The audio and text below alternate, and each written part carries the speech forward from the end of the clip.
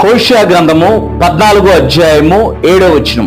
హోషేయ గ్రంథము 14వ అధ్యాయము 7వ వచనం. అతని నీడయందు నివసించువారు మరలిగుతురు, ధాన్యము వలె వారు తిరిగి మొలుతురు, ద్రాక్ష తోట వలె వారు వికసించుదురు, లెబానోను ద్రాక్షరసపు వాసన వలె వారు పలిమిరుదురు. ఇక్కడ ప్రాముఖ్యంగా హోషేయ గ్రంథము 14వ అధ్యాయము 7వ వచనంలో ధాన్యము వలె వారు తిరిగి మొలుతురు, ధాన్యము వలె వారు తిరిగి మొలుతురు. ఒక రైతు, ఒక వ్యవసాయకుడు ఉన్నాడు అనుకోండి.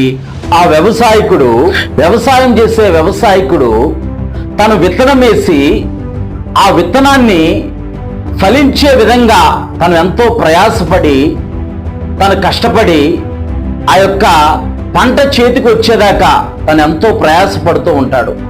పంట చేతికి వచ్చిన తర్వాత ఆ యొక్క వ్యవసాయకుడు